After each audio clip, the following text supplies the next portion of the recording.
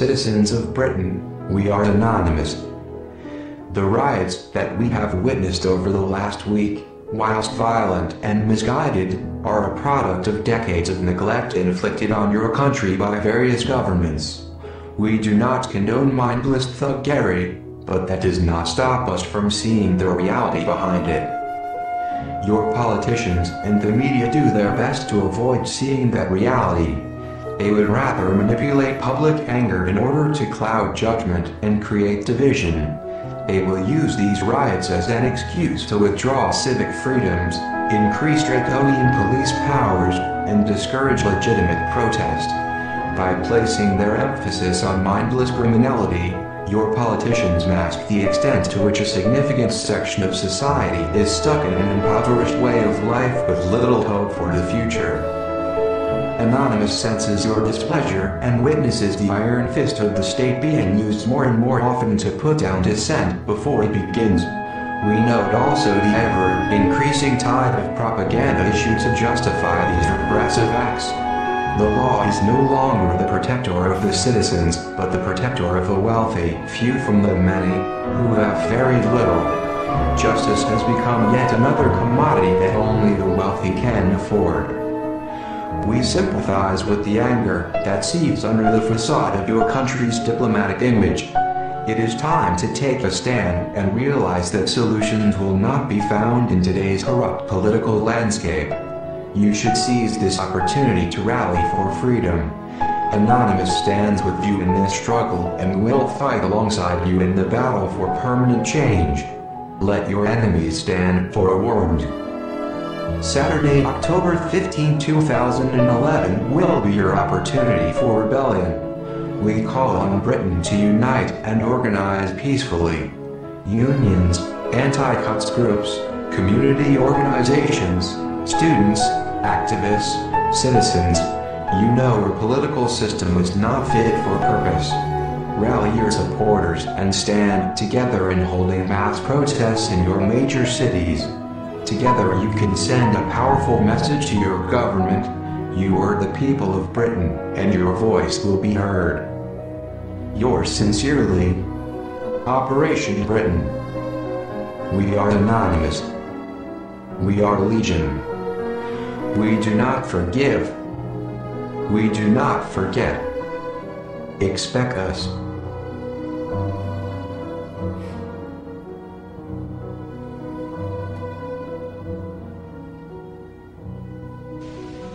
I'm sorry, but I don't want to be an emperor. That's not my business. I don't want to rule or conquer anyone. I should like to help everyone if possible.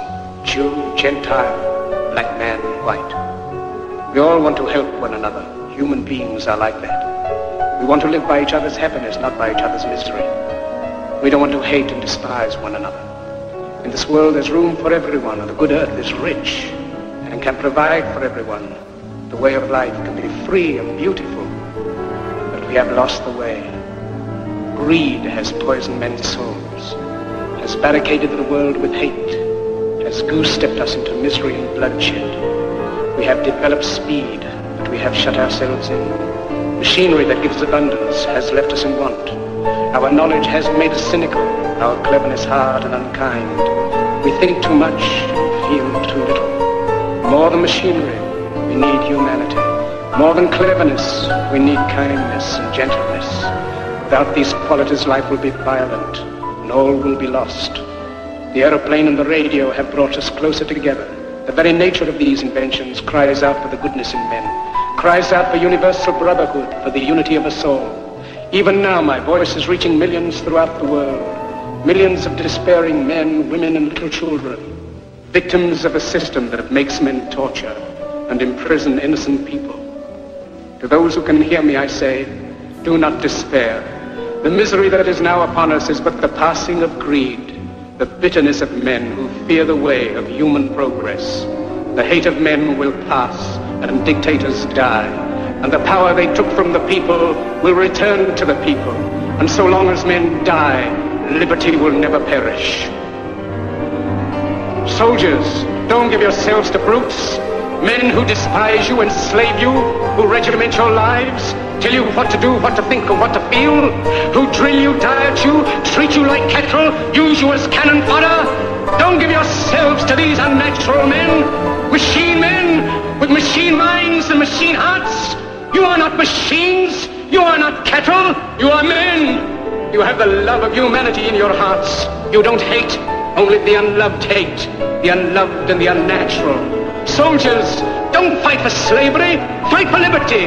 In the 17th chapter of St. Luke it is written, the kingdom of God is within man, not one man nor a group of men, but in all men, in you. You, the people, have the power to create machines, the power to create happiness. You, the people, have the power to make this life free and beautiful, to make this life a wonderful adventure. Then in the name of democracy, let us use that power. Let us all unite. Let us fight for a new world, a decent world, that will give men a chance to work, that will give youth a future and old age a security. By the promise of these things, brutes have risen to power, but they lie. They do not fulfill that promise. They never will. Dictators free themselves, but they enslave the people. Now let us fight to fulfill that promise. Let us fight to free the world, to do away with national barriers, to do away with greed, with hate and intolerance. Let us fight for a world of reason, a world where science and progress will lead to all men's happiness. Soldiers, in the name of democracy, let us all unite! Let us all unite! Let us all unite! Let us all